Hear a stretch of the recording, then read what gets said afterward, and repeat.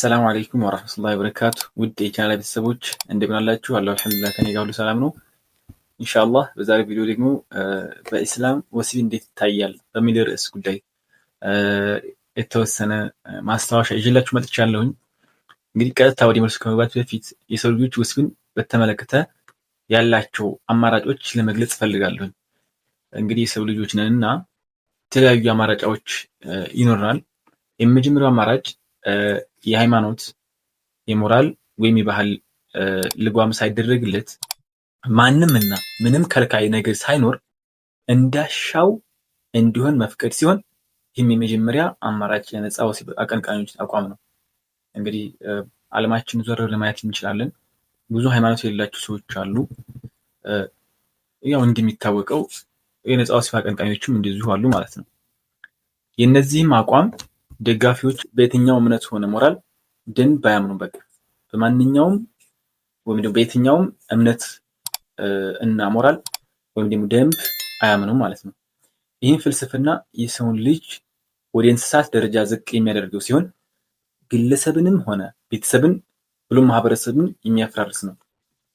የሰው ልጅንም ሰብአዊነቱንና ክብር ፍጡርነቱን የሚያንኮታኩተው ይሆናል ማለት ነው። በአጠቃላይ ይህ አማራጭ ኢሰብአዊ፣ ኢ ሞራላዊ፣ ኢ ህጋዊ፣ ኢ ሃይማኖታዊ ነው ማለት ነው።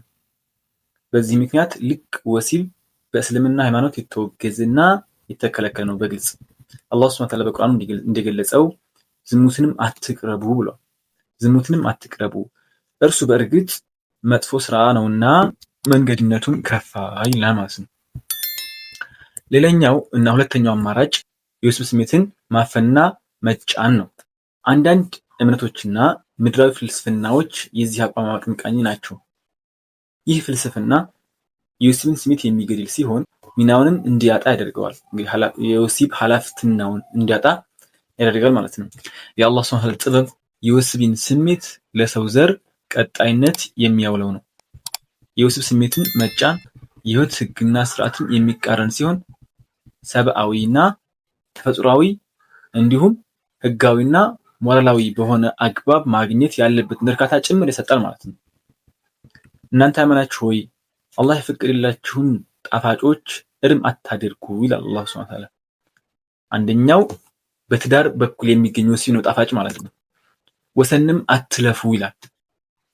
አላህ ወሰን አላፊዎችን አይወድምና፣ ስለዚህ በዚህ በኩል የወሲብ ፍላጎታችንን በመጫን ማለት ነው ወሰን ማለፍ የለብንም። በነብዩ ሰለላሁ ዐለይሂ ወሰለም ዘመን የተወሰኑ ሱሐቦች እንደ ምሳሌ ብናነሳ ማለት ነው ከሚስቶቻቸው ለመራቅ ራሳቸውን ለማኮላሸትና የብህትውና ልብስ ለመልበስ ፈለጉ። ከመካከላቸው ዑስማን ኢብኑ መዝኩንና አብዱላህ ኢብኑ ዑመር ይገኙ ነበር። አላህ እነኝህን ሰዎች በማስመልከት ከላይ የተወሳውን አንቀጽ አወረደ። እናንተ ያመናችሁ ሆይ አላህ የፈቀደላችሁን ጣፋጮች እርም አታድርጉ፣ ወሰንም አትለፉ፣ አላህ ወሰን አላፊዎችን አይወድምና የሚለውን ማለት ነው። ስለዚህ ወሰን ማለፍ የለብንም። ሶስተኛው አማራጭ ወሲብን ሙሉ በሙሉ ሳያፍኑ እንዲሁም ሙሉ በሙሉ ሳይለቁ ሰብአዊና ህጋዊ ሲባል በተቃራኒ ጾታዎች መካከል ትዳር ፈቃደኝነት ኖሮ እንደዚሁም የሴቷ ወልይ ወኪልና ሁለት ታማኝ ምስክሮችና በተጨማሪም መኸር ኖሮ የሚደረግ ግንኙነት ማለት ነው።